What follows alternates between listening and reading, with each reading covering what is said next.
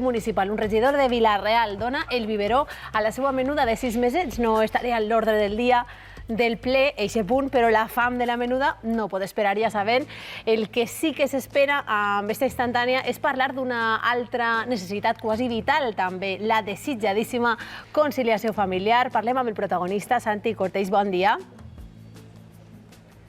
Això en principi no hauria de ser notícia, estaràs amb mi. És tan fàcil com que la teua filla Aloma tenia fam i li vas donar de menjar, però clar, ens interessa per dues raons. La primera, evidenciar que la conciliació està per arribar. Està per arribar i jo vaig veure titulars que el que diuen és que era un moment tendre. Jo penso que més que un moment tendre és un moment trist, no? La situació dels regidors, dels representants públics, és que no tenim substitut perquè ens han escollit a nosaltres. Per tant, l'única manera, diguem, de solucionar això és com ha fet, per exemple, l'alcaldessa de la Vall d'Uixó, Tania Baños, amb una regidora que simplement li ha permès connectar-se i votar telemàticament. Malauradament, en l'Ajuntament de Vila-real això no ha sigut possible, he tingut tots els problemes possibles i se m'ha denegat per escrit aquesta possibilitat de poder votar telemàticament. Per tant, se m'ha denegat també la conciliació. Davant d'aquests fets, i de fet jo ara estic de permís de paternitat perquè me dedico a l'Ajuntament, diguem-ne, en el temps que em sobra, perquè no estic alliberat per l'Ajuntament. L'única opció que em donava l'administració, si no volia abandonar la meva filla a la seva sort, a soles, una filla recent nascuda, era anar al ple de l'Ajuntament amb la meva filla, com porto fent ja diverses vegades. L'únic és que l'altre dia va coincidir que era hora de biberó i, evidentment, això és sagrat. Santi, això, el que dona a entendre, i és prou enverinat este missatge, és que som supermares, superpares, que podem amb tot, que pots estar treballant amb l'ull posat en com està avançant l'ordre del dia d'un ple i també donar-li de menjar a la teua xiqueta. Ara mateix estàs atenent-nos en directe i també estàs ahí amb el carret perquè s'adorga a l'home. Clar, aquest missatge de que som supermares, som superpares, tampoc és. Ahí la tenim. Sí, evidentment. Sí, evidentment, fem el que podem, però els representants públics, que per cert, quan aquesta notícia va eixir a la llum, va rebre tot tipus d'insults, perquè hi ha gent que es deu pensar que els polítics són privilegiats, i jo, de veritat, tot el contrari, perquè com bé estàs dient, jo de vegades li dedique més temps a això de la política que a la meva mateixa faena o altres coses que m'agradaria fer, perquè és un servei públic que fas i, per cert, jo no estic alliberat, vull dir, el faig per gust. Hi ha ajuntaments que n'hi ha regidors que n'hi cobren, en el nostre, feliçment sí, n'hi ha que es poden dedicar plenament, però el que vull dir en això que no tenim per què ser superpares i supermares.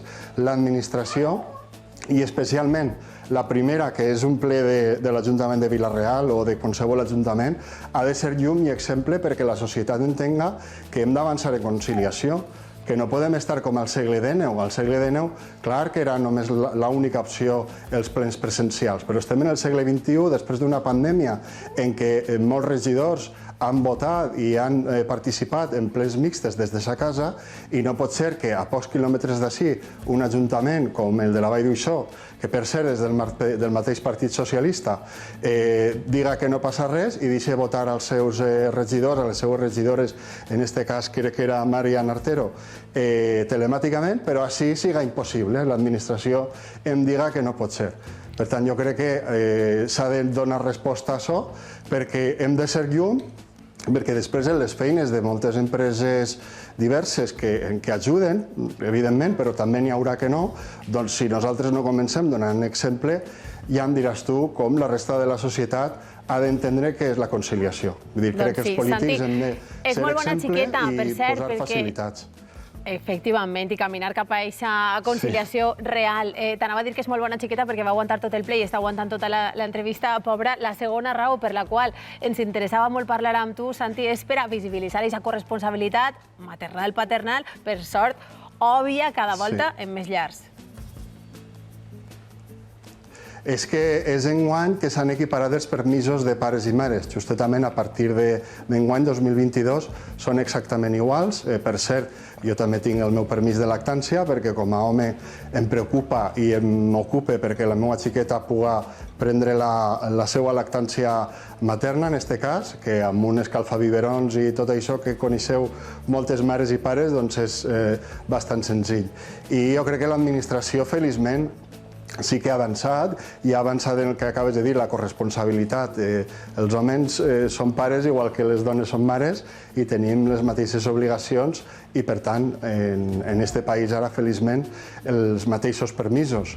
Per tant, jo crec que, d'alguna manera, espero que mitjançant el meu cas, doncs, algú reflexione i veig que alguna cosa ha de canviar des de l'administració per a que també tota la societat vagi canviant a poc a poc. A veure si van canviar les coses. Moltíssimes gràcies, Santi, i un beset a l'home. Esperem que sí. De moment, deixem el tema per a debat. Com ho veu? Jo li dono les gràcies a Santi perquè és hora que els homes s'afegisquen a la lluita per la conciliació i vull, de manera molt clara, que siga un homenatge per al sacrifici de milers de milions de dones que han renunciat a les seues carreres professionals sense remuneració, sense pensions, per a que tots nosaltres puguem estar avui tenint les nostres responsabilitats periodístiques, professionals, polítiques, de les quals no es parla i de les quals, pel que veig, no hi ha cap intent de reivindicació. Em sumo i m'afegis que a les que no han renunciat però estan fent un poc de supermares i salutació a totes aquestes dones que moltes ens veuen des de casa. Yo me acuerdo, fui el primer diputado de las Cortes que se cogió el permiso de paternidad y fue noticia. Y te estoy hablando de hace 4 días, como aquel que dice. O sea, para reflexionar, ¿no? Porque aparte yo creo que el derecho no era del padre, el derecho es del niño, el derecho también es de la madre, a que haya un cuidado equitativo, ¿no? Però no va ser la Carolina Vescanza com ha sigut el regidor de Vila-real. Bueno, pero fue noticia. Y me acuerdo que por parte de las Cortes se administraron herramientas para que yo, estando que me pasé un mes en Estrasburgo, entre Estrasburgo y Bruselas, pudiese asistir a los plenos y votar en los plenos y participar también en las comisiones si quería. Es que no estamos en el 1825, ¿no? Y yo creo que si hay voluntad, hay buena voluntad, claro que se puede hacer, porque un concejal no puede conectarse a un pleno del ayuntamiento, opinar y votar, si es que se ha hecho, ¿no? En época de pandemia lo hemos visto en el Ayuntamiento de Alicante, lo hemos visto en muchos lugares. O sea, yo creo que ya ha llegado la hora de decir, oiga, hasta aquí podemos llegar, no? Lola, què volies afegir? Sí, no, totalment d'acord. O sigui, la conciliació per a cuidar dels xiquets i conciliació també per a cuidar dels majors, que també és una altra cosa de la que no es parla. Però és un assumpte completament pendent. El món de les cures. El món de les cures, descuidat. Sí, jo crec que a poc s'està normalitzant tot i és notícia perquè ens agafem sovint a l'anècdota, a la curiositat, a l'anòmal, amb massa entusiasme, però està extensíssim i ja no representa un problema per ningú.